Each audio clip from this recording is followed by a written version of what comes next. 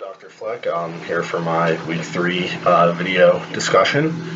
This one dealing with the case of IKEA and their strategies for growing internationally. So the first question, talking about what type of strategy IKEA used when they began to grow internationally, specifically with the United States.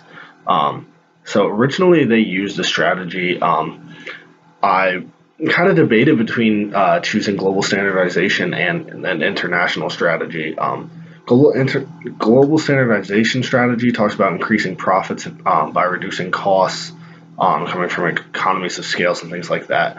But it's best used when there's pressure for reducing costs, and I don't really think that that was the case with IKEA. So I think that they used an international strategy because that is important when you're trying to expand into a new market, obviously. But an international strategy, the issue here is that an international strategy, you develop a product for domestic use, like IKEA did for their use in Europe, and you later sell that same product internationally.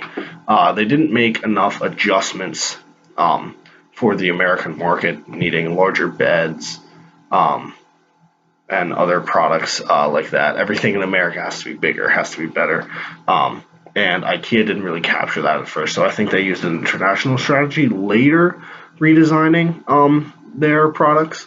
But this is very hurtful for a company like IKEA because it increases their marketing costs and redevelopment and product development costs. If they would have done their proper research before entering the market, they could have avoided some of these drawbacks and issues in their marketing strategy. The second question, talking about their improvements in their international strategy, quite frankly, was when they entered the Chinese market in the early 2000s. In this context, they used a localization strategy. That's based on increasing profits through customization and differences in the market. So looking specifically at China like they did, the case study talks about how in China, a lot of the homes have balconies. So this was something that IKEA recognized through their past failures, changed their strategy, and recognized that people had balconies. So they had balcony sections in their stores, as well as recognizing that in China, a lot of people use public transport. So they had their stores located in urban centers near public transportation, near subways, near things like that. And then in tune with that, they had delivery options for their customers, which was great for the people in China because you can't really take a couch or a table or whatever product they were purchasing on a subway or a bus or something like that. So the localization strategy really helped them, and I think it's a very good strategy to use because it benefits the customers. It makes them feel comfortable. It could be a waste of money, like I'd mentioned before with the first question, with the first strategy, with an international strategy, because you might have to go back and redefine your marketing strategy. Obviously, your marketing strategy might change over time, and that's natural. That happens. But if you do your proper research going into that market, then you shouldn't have to make as many changes. So it limits the marketing and potential PR costs, because you could potentially have a product that would offend a consumer if you didn't do the proper research into the market in which they are consuming in. So like I said, it reduces those costs. Another example, an example of another company that has done this is Yum Brands.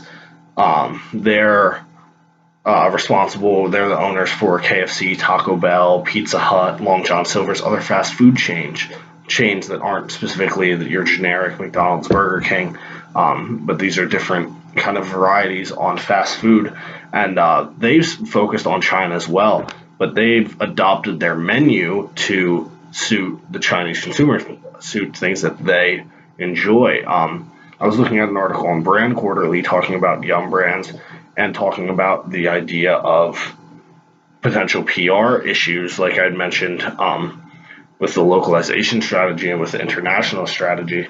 But another company similar in the fast food industry, McDonald's, has practiced localization strategy in foreign markets. Specifically, when I was in Cyprus, I noticed that a lot of the food they eat in Cyprus is Greek, from Greek origins because of their influence in Cyprus, and McDonald's has implemented a menu item called the Greek Mac.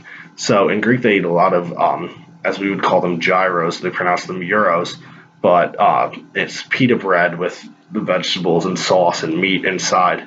But it's called the Greek Mac because instead of using a traditional burger bun, they use the pita and then put the vegetable, the lettuce, the burger patties, the sauce, whatever type of sauce it is, inside of the pita. And this has been a great seller for them in Greece and in Cyprus and other markets like that. So they have captured this idea of localization strategy and increasing profits through the customization and the differences in the market by doing research beforehand.